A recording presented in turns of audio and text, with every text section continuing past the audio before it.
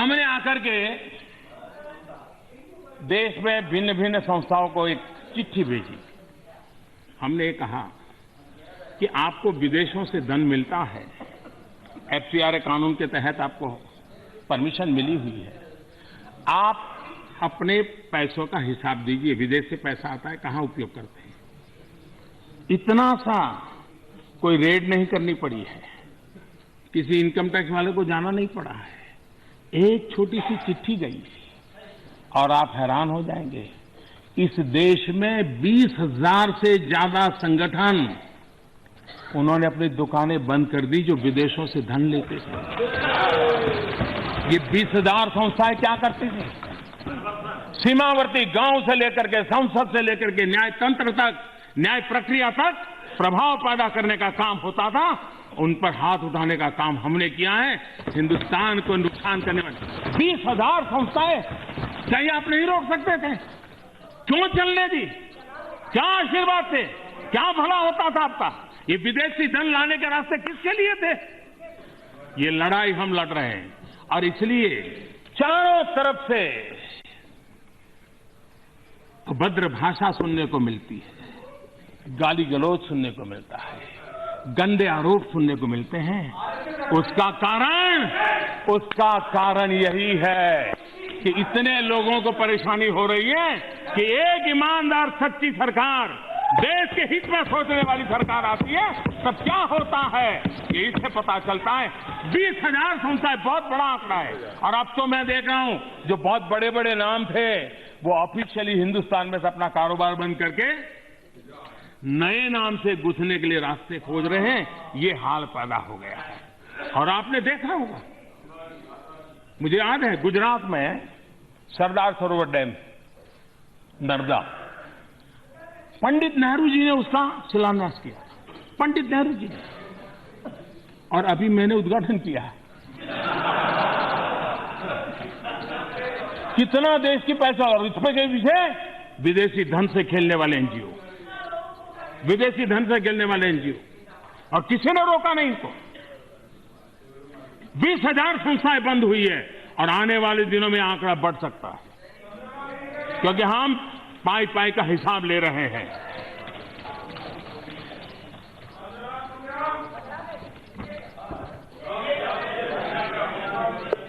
अध्यक्ष महोदय, 55 साल के सत्ता भोग ने कुछ दलों के लोगों की ऐसी आदत खराब कर दी है। वो अपने आप को ऐसा शहंशाह मानते हैं और बाकियों को ऐसा निकृष्ट मानते हैं, हर व्यवस्था को इनका निकृष्ट मानते हैं। हर किसी का अपमान करना मानो उनके स्वभाव में है, हर किसी को अपमानित करना ये उनके स्वभाव में है। और इसलिए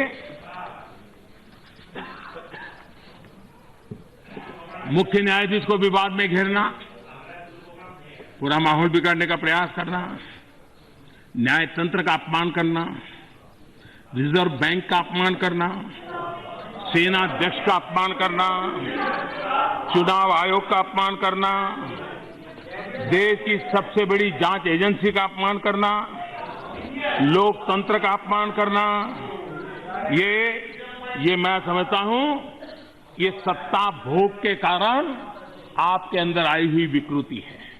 और महात्मा गांधी बहुत पहले भनक गए थे, उनको अंदाज आ गया था कि सारी बीमारियों को रिसीविंग कैपेसिटी सबसे किसी की ज्यादा है तो कांग्रेस की है। और इसलिए महात्मा गांधी ने उसी समय कहा था कांग्रेस को बिखेर दो। कांग्रेस मुक्त भारत है मेरा स्लोगन नहीं है, मैं तो महात्मा गांधी जी की इच्छा पूरी कर रहा हूं।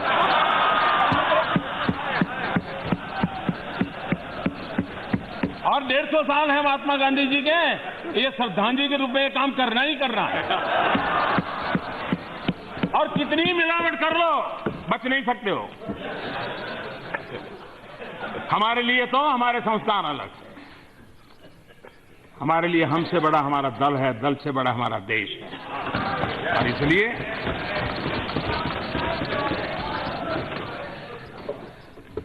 माननीय अध्यक्ष जी, संविधान संस्थाओं का अपमान, भ्रष्टाचार, वंशवाद, ये एक प्रकार से कांग्रेस के साथियों ने भी ये मिलावट कल्चर स्वीकार कर लिया है।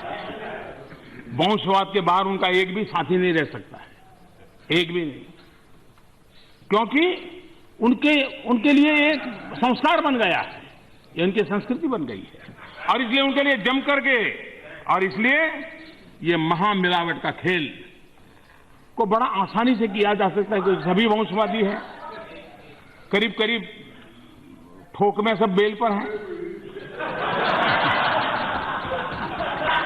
तो बड़ा स्वाभाविक है फिर।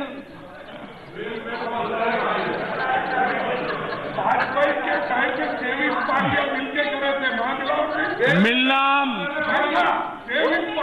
और पूर्ण बहुमत की सरकार, अटल जी को भी, अगर अटल बिहारी वाजपेयी जी को भी मुझसे ज्यादा अगर पूर्ण बहुमत मिला होता तो आज देश कहां से कहां पहुंच गया होगा, हम जानते हैं। और जो आज आपके पास आए ना, वो उस समय भी हमारे पास थे, और उस समय भी उन्होंने ऐसा ही धोखा किया था। ये धोखेबाज लोगों को लेकर के हम मिलावटी कल्चर से देश का महामिलावट करते रहो। हाँ,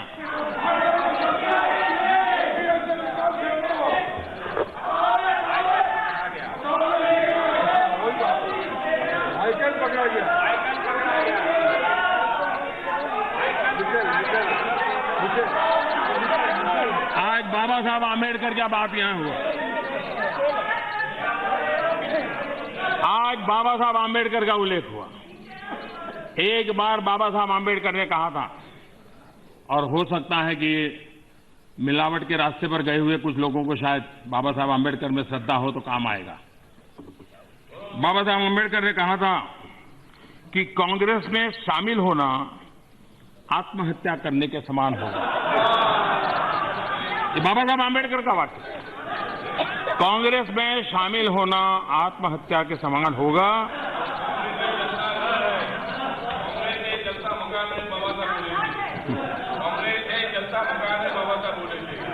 अध्यक्ष महोदय जी, आज यहां सदन में ये ड्राफ्टिंग कमेटी का चेयरमैन कांग्रेस ने ही किया, तुमने किया।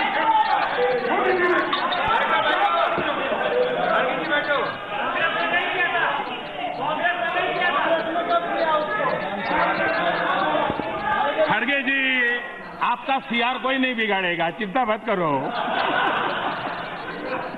की चिंता में मैं जो भी जी रहा हूं, ये मेरा क्या है,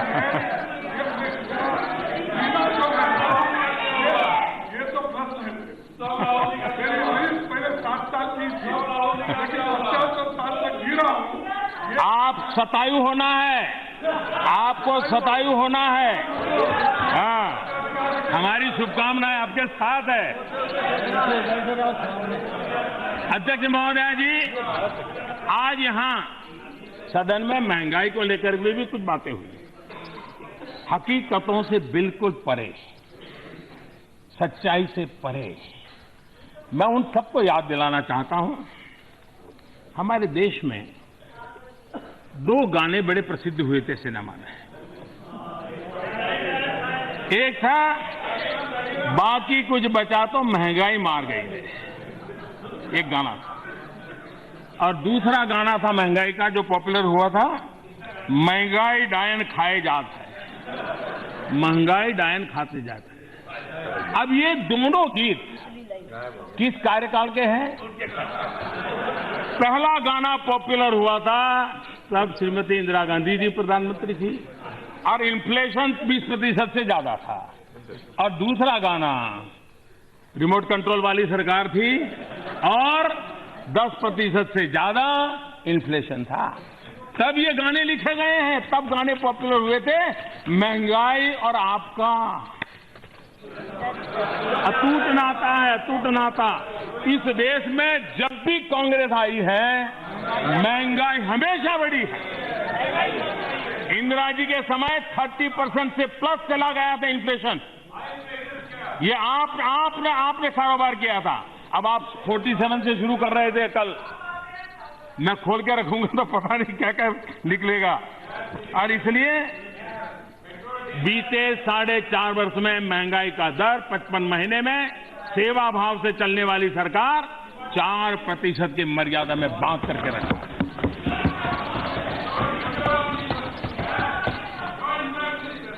मध्यम वर्गीय समाज के लिए बहुत सारी मदद करने का काम हमारी सरकार लगातार करती रही है।